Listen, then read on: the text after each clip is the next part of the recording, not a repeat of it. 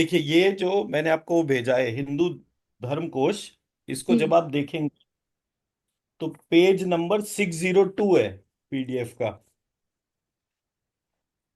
और 596 पे वेद को डिफाइन करा गया। और 602 पर टर्म लिखी है वेद व्यास। व्यास का अर्थ है संपादक। यह उपाधि अनेक पुराने ग्रंथकारों को प्रदान की गई है, किंतु विशेषकर वेद व्यास उपाधि वेदों को व्यवस्थित रूप प्रदान करने वाले उन महर्षि को दी गई है जो चिरंजीव होने के कारण शाश्वत कहलाते हैं। यही नाम महाभारत के संकलनकर्ता, वेदांत दर्शन के स्थापनकर्ता तथा पुराणों के व्यवस्थापक को भी दिया गया। ये सभी व्यक्ति वेदव्यास कहे गए। विद्वानों में इस बात पर मतभेद है कि ये सभी एक ही व्यक्ति से अथवा विभिन्न। भारतीय परंपरा इन सबको एक व्यक्ति मानती है। महाभारतकार व्यास ऋषि पाराशर एवं सत्यवती के पुत्र थे। वे सांवले रंग के थे तथा यमुना के बीच स्थित एक द्वीप से उत्पन्न हुए थे। अतएव ये सांवले रंग के कारण कृष्ण तथा जन्म स्थान के कारण द्वैपायन कहलाए। तो इनका नाम क्या था? कृष्ण द्वैपायन। जी। इनका जब जन्म हुआ तब तक कृष्ण का जन्म नहीं हुआ था, पर कृष्ण नाम पहले एग्जिस्ट करता था। जी। ठीक है। हम्म। उनकी माता ने बाद में शांतनु से विवाह किया, जिनसे उनके दो पुत्र हुए, जिनमें बड़ा चिंतरांगद युद्ध में मारा गया और छोटा विचित्रवीर्य संतानहीन मर गया। कृष्ण द्वैपायन ने धार्मिक तथा वैराग्य का जीवन पसंद किया, किंतु माता के आग्रह पर इन्होंने विचित्र वीर्य की दोनों संतानहीन रानियों द्वारा नियोग के नियम से दो पुत्र उत्पन्न किए, जो धृतराज तथा पांडु कहलाए। इनमें तीसरे विदुर भी थे। पुराणों में 18 व्यासों का उल्लेख है, जो ब्रह्मा या विष्णु के अवतार कहलाते हैं एवं पृथ्वी पर विभिन्न युगों में वेदों की व्याख्या व प्रचार करने के लिए अवतीर्ण हुए हैं। हम्म। हम्म। मेरा पॉइंट समझा पाया? जी। कल को अगर मेरे को अपने आप को भी वेद व्यास कहना पड़ा तो मैं कह सकता हूं, क्योंकि हम्म। ये टाइटल है। जी। टाइटल किस व्यक्ति का? उस व्यक्ति का जिसने की जितने भी फिर धार्मिक ग्रंथ है उन उसको। सबको इकट्ठा करके हम्म। लोगों तक कनेक्ट करा। जी। तो मेरा नाम डॉक्टर गौरव शुक्ला है, लेकिन मैं अपने आप को वेद व्यास बोल सकता हूं। पर मुझे जी। उसके लिए बहुत मेहनत करनी पड़ेगी, क्योंकि वेद व्यास का काम जो था वो क्या था कि उस व्यक्ति ने या उस संस्था ने या उस सिस्टम ने, हम्म। जैसे रामकृष्ण ये जो है ये अवतार हुए, किसके अवतार हुए? विष्णु के अवतार हुए। ऐसी वेद व्यास जो है वो अवतार मान लीजिए आप उसको थोड़ी देर के लिए। हम्म। तो उस अवतार का काम क्या है? जितनी भी साइंटिफिक डोमेन में रिसर्च हुई हम्म। हम्म। उन सारी रिसर्च को इकट्ठा करना, हम्म। उसका चैप्टराइजेशन करना, हम्म। उसको पार्ट्स में बाइफरगेट करना, हम्म। और उन सारे बाइफरगेशंस को इकट्ठा करके जिस तरीके की बुद्धि समाज की है हम्म। उस तरीके की बुद्धि में उसको परिवर्तित करना। हम्म। हम्म। ठीक है। हम्म। मतलब कि आज आप कितनी किताबें पढ़ेंगे? मैं सॉरी, मैं म्यूट भी करना भूल गया कॉल आने पर। तो वेद, पुराण एंड तंत्र,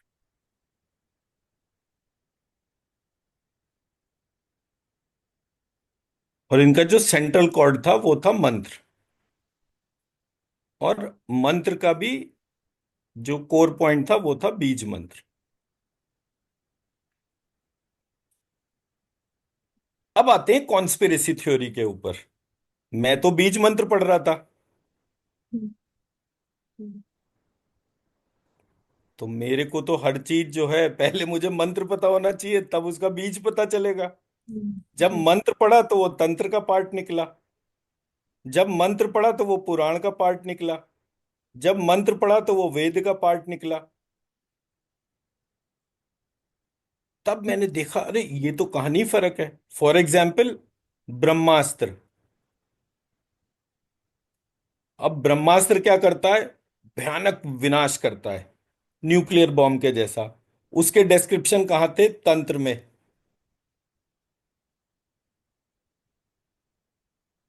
उसके डिस्क्रिप्शन कहाँ थे? हम्म। तंत्र में।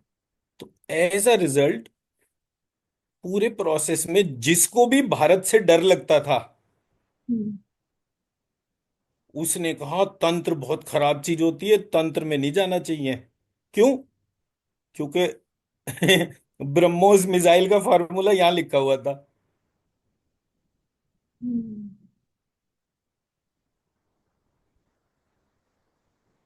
ठीक है ना? अब पुराण जो है वो बकवास होता है। क्यों? क्योंकि यहां लिखा हुआ था कौन सी स्थिति में ब्रह्मास्त्र का प्रयोग करना चाहिए। महाभारत में ब्रह्मास्त्र का प्रयोग हुआ, रामायण में ब्रह्मास्त्र का प्रयोग हुआ, ये हिस्टोरिकल डिपिक्शन समराइज फॉर्म में कहाँ लिखे हुए थे? पुराणों के अंदर। जी। तो कब किस स्थिति में शत्रु का विनाश करने के लिए मुझे ब्रह्मास्त्र का प्रयोग करना है, कैसे कैसे वो ब्रह्मास्त्र ब्रह्मास्त्र का प्रयोग जो है वो लक्ष्मण के ऊपर जो है, वो हनुमान के ऊपर जो है, वो इसने करा था, इंद्रजीत मेघनाद ने। और उनको जो है ब्रह्मपाश में बांध दिया।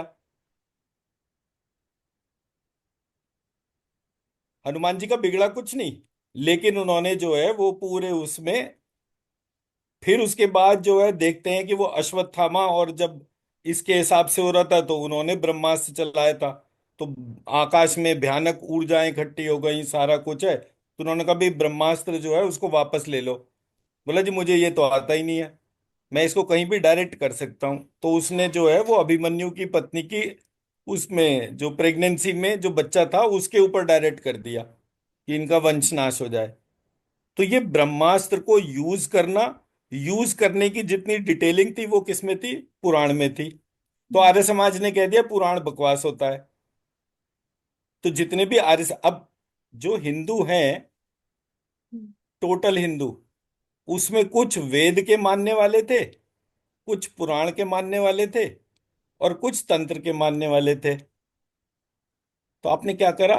इसको अलग कर दिया, इस वाले भाई को अलग कर दिया, और ये किसी को समझ में नहीं आता था। हम्म। तो हमारे पास क्या हो गया? तोते इकट्ठे हो गए। वो लोग जो चीज का उच्चारण तो कर सकते हैं लेकिन उनको समझ में कुछ नहीं आता, क्योंकि ये तो टेक्निकल वो थी डेफिनेशन। हम्म। तो जब मुझे ये पता चला, तो मैंने अपनी एक कॉन्स्पिरेसी थ्योरी बनाई। मैं ये नहीं कहता कि मैं सही हूं या गलत हूं। हम्म। मैंने एक कॉन्स्पिरेसी थ्योरी आइडेंटिफाई करी कि किसी व्यक्ति ने पूरी दुनिया में जो सबसे पावरफुल था हम्म। उसका डाउनफॉल कैसे क्रिएट करा।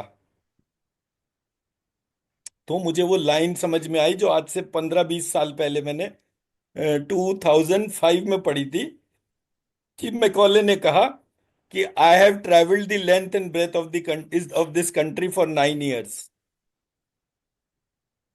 हम्म। फिर 9 साल क्या करना था तूने?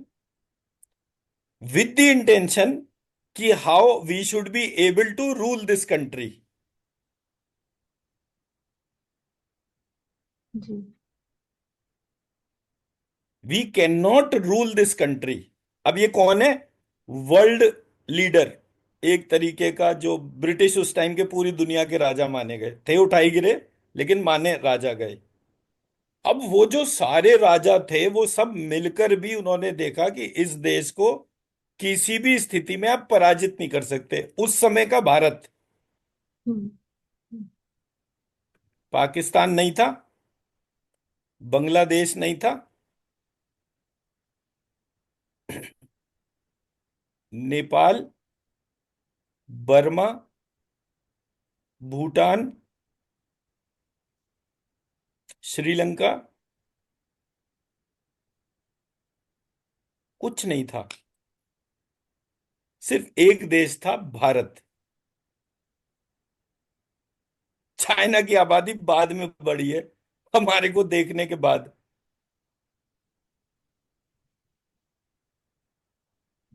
तो आप सोचिए, और मेरे गुरुजी तो कहते थे मैं भारत के नक्शे की तरफ ही नहीं देखता। वो कट मतलब बोले ऐसे लगता है जैसे माँ का किसी ने सर ही काट दिया हो, क्योंकि ऊपर से जम्मू कश्मीर में एक हिस्सा पाकिस्तान ने ले लिया, एक हिस्सा जो है उसने ले लिया, और हमारे देश के किसी बच्चे को चिंता नहीं। और मेरे गुरुजी थे फ्रीडम फाइटर 1920 के।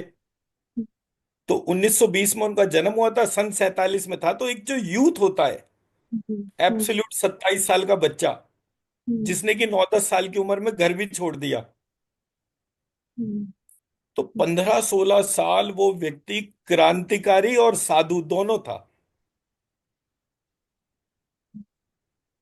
और मेरी अपब्रिंगिंग उन्होंने करी 40 साल। तो मेरे विचारों में तो क्रांति अपने आप ही आएगी। तो जो अपने वो काम कर रहे थे वो करते रहे। मेरे को उन्होंने एक थॉट दे दिया कि कल को भविष्य के लिए अपने बच्चों को इस प्रकार से काबिल बनाना है कि जी। एटलीस्ट वो अपने देश को पुराना डिफाइन करें। आज हम पाकिस्तान से युद्ध करते हुए अपना वो मानते हैं, क्या कहते हैं, मतलब प्राइड मानते हैं। बांग्लादेश में हिंदू मरते हैं, हमारे रिएक्शन भी नहीं आते। मैं मेरी बात समझा पा रहा हूं? हम्म, हर जगह रिलीजियस कन्वर्जन हो गए, लोगों को हिंदू धर्म से परिवर्तित करके क्रिश्चियनिटी, इस्लाम, जैनिज्म, बुद्धिज्म ऐसे करके बिल्कुल बांट दिया, सिखिज्म। तब आपके मन में इच्छा आती है कि यार ये तो बिल्कुल ठीक है, हम तो। और मतलब जितनी भी हमें हिस्ट्री की बुक्स पढ़ाई जाती हैं वो कैसे है, आप याद करो। आपको 9th 10th में जब पढ़ाते होंगे कैसे पढ़ाते होंगे? देखो बेटा, पहले जो है इस देश में मुगल आए, मुगलों ने तुम्हें बहुत मारा, मारते मारते तुम्हारे को भूत बना दिया। उसके बाद ईसाई आए, ब्रिटिश की फॉर्म में, तुम्हारे सारे राजा उनके पैरों में पड़ गए। फिर उन्होंने दुनिया को आजादी देने के लिए तुम्हें जो है डेमोक्रेसी दे दी। अब तुम्हारे को ये नेता मिले हैं गांधी नेहरू टाइप के, अब तुम्हें ये मारेंगे। ये मुझे 60 साल से पढ़ाया गया। तो जब मोदी आया तो पहली बार जब बीजेपी की हम्म, वो डोमिनेंस आई, तो जी। और मैं तब तक पढ़ चुका था सब कुछ, मतलब मोदी आया 2014 में, मैंने पढ़ाई शुरू करी थी 2005 में। हम्म, तो जब जब मुझे कोई विचार आता था तो मैं उसी तरीके से उस विचार को भारत माता के नक्शे पर डाल देता था। इसी बीच में जो है उससे पहले का जो पीरियड था, तो वो राम मंदिर तोड़ा गया था, बाबरी मस्जिद तोड़ी गई थी। हम्म, तो ऐसे करके मैं उस टाइम पर 12th में था। तो तब भी बड़ा वो होता था कि बताओ, हमारे देश के मंदिर और मुसलमानों के कब्जे एंड ऑल दैट। तो एक पार्ट था which was in terms of ये हो क्यों रहा है। मेरी सेल्फ एस्टीम नहीं थी। तो मैंने सेल्फ एस्टीम को जब ढूंढना शुरू करा तो मैंने कहा कि देखो, ब्राह्मण का सम्मान तो तब होगा जब मंत्र का सम्मान होगा, और मंत्र तुझे पता नहीं क्या होते हैं। तब फिर मैंने मंत्रों के बारे में पढ़ना शुरू करा, क्योंकि जावेद ने मुझे एक ही चीज बोली थी, याद है आपको, जब मैंने कहानी शुरू करी थी, जी। जावेद ने मुझे एक ही चीज बोली थी, इतना बड़ा हिंदू धर्म है, तुम्हें इतना नहीं पता। मेरा हम्म, इतना सा इस्लाम है, मुझे इतना सारा पता है। हम्म, तो जावेद इज माई मेंटर। मैं मतलब उसका उपकार तो इस जीवन में भूल ही नहीं सकता। मेरे लिए तो जामवंत वाला रोल प्ले उसने करा, कि उसने मुझे जगा दिया। जब मैं जागा तो मुझे जागने की वैल्यू समझ में आई कि जागना क्यों जरूरी है। जागना इसलिए जरूरी है, किसी ने स्ट्रेटेजिकली आपके बड़े देश को, जैसे यूएसएसआर था, उसको पीस बाय पीस, तोड़ते तोड़ते टुकड़ों में बांट दिया।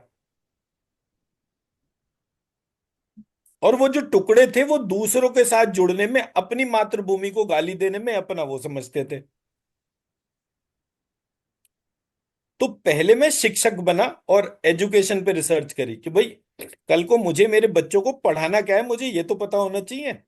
कैसे पढ़ाना है ये पता होना चाहिए। क्यों पढ़ाना है ये पता होना चाहिए।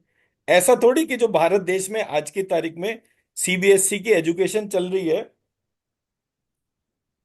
वो भारतीयों को राष्ट्रभक्त तो नहीं बना रही ना। क्योंकि बच्चे पढ़ते हैं, बीटेक या एमबीबीएस करते हैं, और फट से अमेरिका चले जाते हैं। वो कौन सा इस देश में रुक रहे हैं? उनको ये बताया ही नहीं जा रहा कि तुम्हें तुम्हारे देश की सेवा करनी है।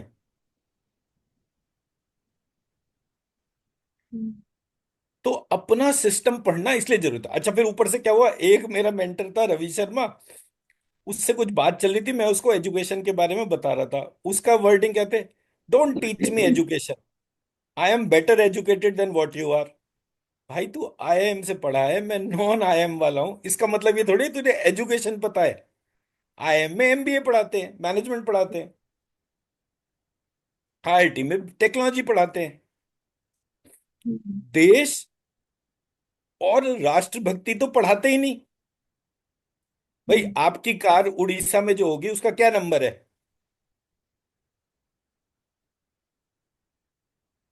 क्या बोले आप फिर? फौजी नंबर की गाड़ी है, ये नॉन फौजी नंबर की गाड़ी है। हम्म, तो अंग्रेज क्या कहते थे, ब्लडी सिविलियन। हमारे देश के फौजी क्या कहते हैं, ब्लडी सिविलियन। तो फर्क क्या हुआ, पहले मुझे अंग्रेज लूट रहे थे, फिर काले अंग्रेज लूट रहे हैं।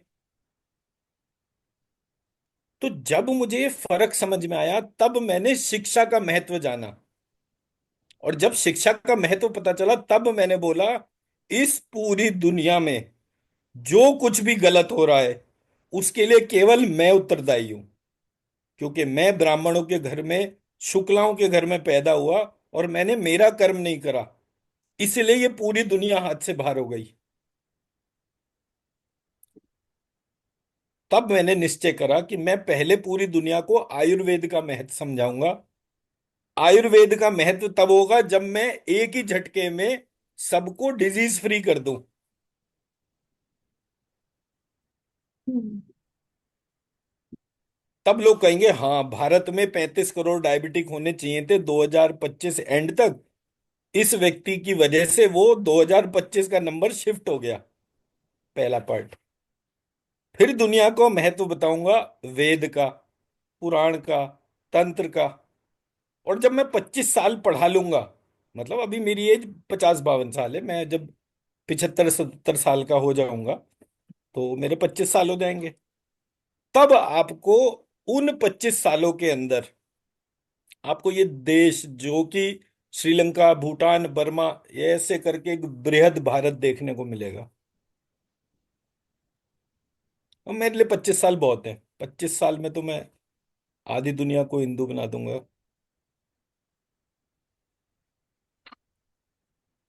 मुद्दा हिंदू और मुसलमान का नहीं था, मुद्दा था कोई आपके साथ कॉन्स्पिरेसी करके हम्म, आपको आपकी डिवाइन फॉर्म को कनेक्ट ही नहीं होने दे रहा। वो हनुमान ही बना हुआ है, उसकी बुद्धि ही नहीं चल रही। हम्म, उसको लोग बंदर कह रहे हैं, उसी के घर के, उसी के परिवार के लोग काणा काणा काणा काणा। काणा कैसे खुश होगा? तो मुझे कनेक्ट हुआ कि हाँ, जो व्यक्ति जिसकी भी पूजा करता है लगातार पूजा करके, कोई वाराही की पूजा कर रहा है तो लगातार उसके सूअर के चेहरे को देख रहा है, कोई गणेश की पूजा कर रहा है तो वो उसके हाथी के चेहरे को देख रहा है, कोई काली की पूजा कर रहा है तो निर्वस्त्र महिला की पूजा कर रहा है। इससे मेरा सम्मान थोड़ी बने बढ़ेगा। मैं अगर अपनी माँ को देखूं है करके आंखें लाल लाल करके, तो उससे मेरा सम्मान बढ़ जाएगा। मैं रोज उसके फोटो को देख रहा हूँ, रोज उसकी पूजा कर रहा हूं, हम्म, उससे मेरा सम्मान बढ़ेगा। इसलिए जो व्यक्ति ज्यादा पूजा करता है उसकी लाइफ में दुर्गति आती है। क्यों दुर्गति आती है? क्योंकि कमबख्त पूजा भी कर रहा है और उस निर्वस्त्र महिला को लगातार देख भी रहा है। हम्म, तो धीरे धीरे धीरे धीरे, कभी तो मन में देख, है तो माँ ही, कभी तो मन में देख एक दफे कि मेरी माँ ऐसी कैसे हो सकती है। कभी तो प्रश्न कर कि मेरी माँ काली कैसे हो सकती है। हो ही नहीं सकती। कभी गणेश को इमेजिन कर कि उसका पिता जो है वो उसको मार ही नहीं सकता। हम्म, पिटाई करना अलग है, जान से मारना फर्क है। कोई बाप अपने बेटे को नहीं मार सकता। अगर वो ईश्वर तुल्य है तो अच्छा। पनिश कर सकता है, मारने पर विकलांग नहीं बना सकता, हाथी का चेहरा नहीं डालेगा।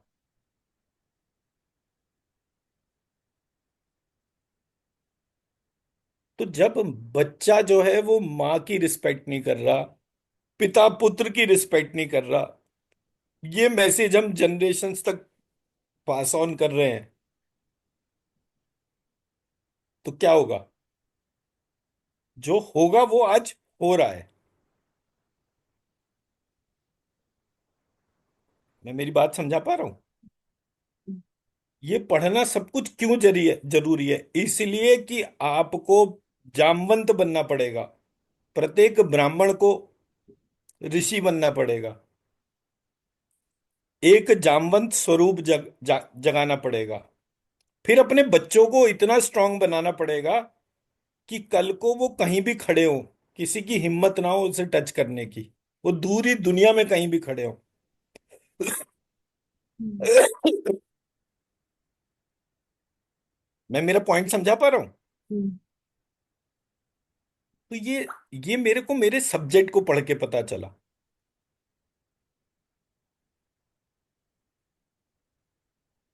जब प्रत्येक महिला के भीतर वो महाकाल, मतलब प्रत्येक महिला और प्रत्येक पुरुष, उसके भीतर वो महाकाल और महाकाली वाला स्वरूप जागृत होगा। अब ये महाकाली जो है ये महासती है, ये महाकाल जो है वो महासत्य है।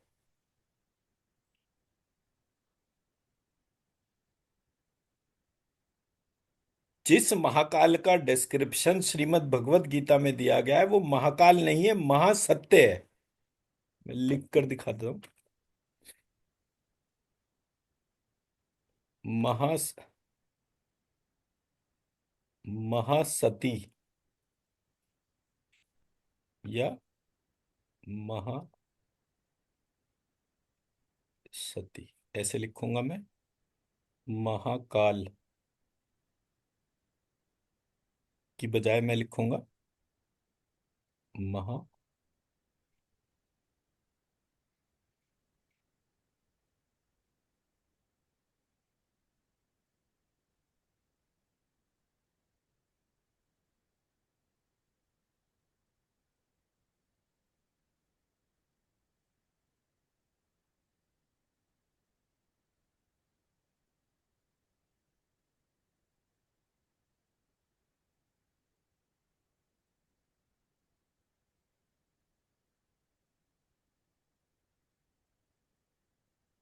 इसको स्कैन करके देखिए।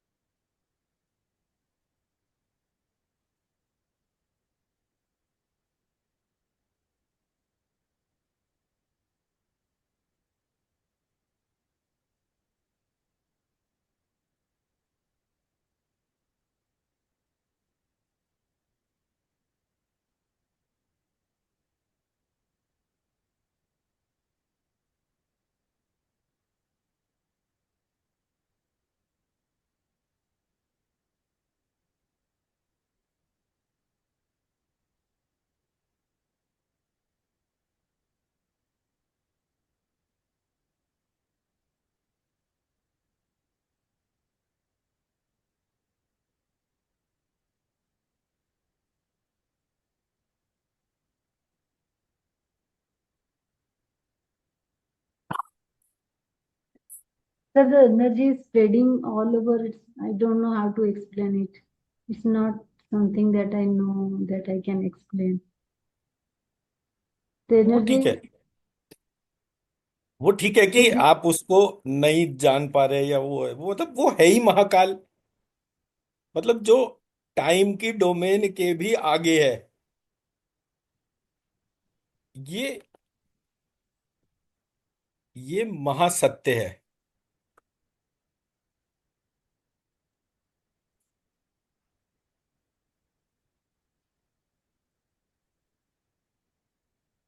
महाशाल मैंने इसलिए बोला बिकॉज लक्ष्य हाईलाइट होता है यहां से टर्म।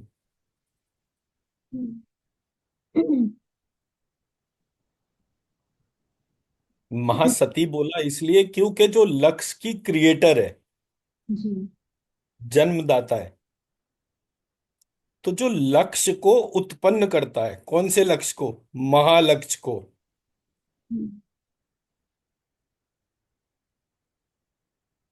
बीज मंत्र भी कैसे बनेगा इसका? लक्ष्य मही,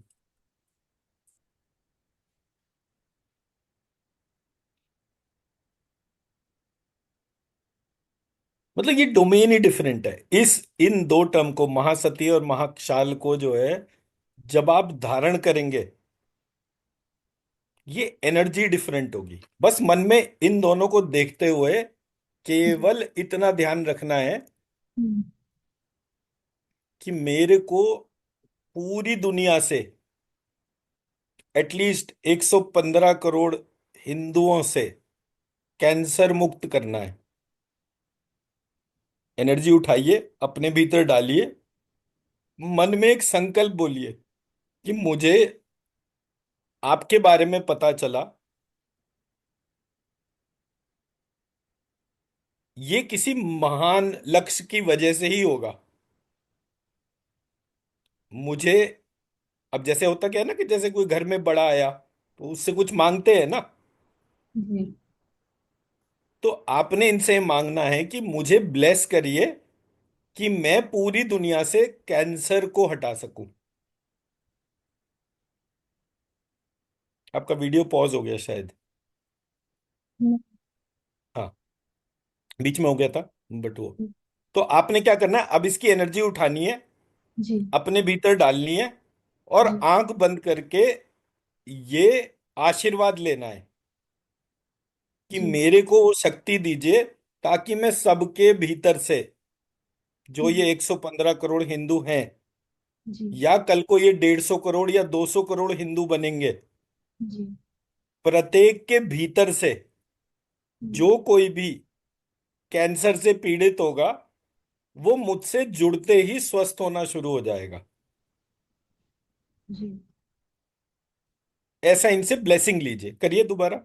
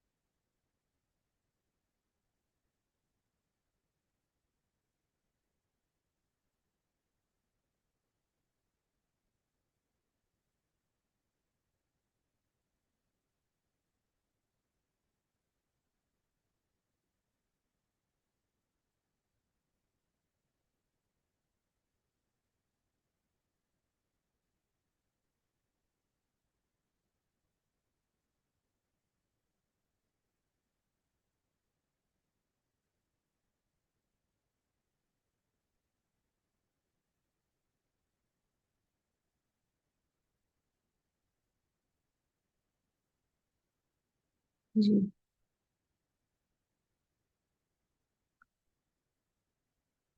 क्या फील हुआ?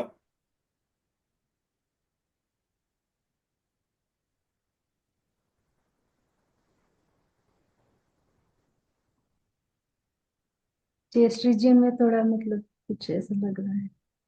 लक्ष्य तो हृदय में ही धारण करा जाता है ना।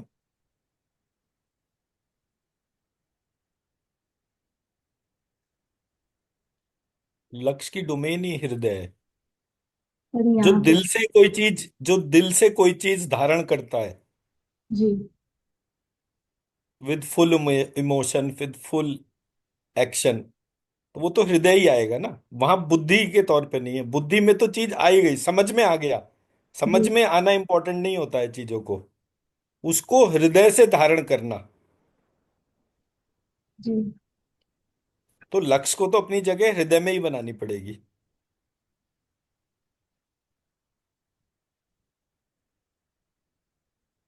जी।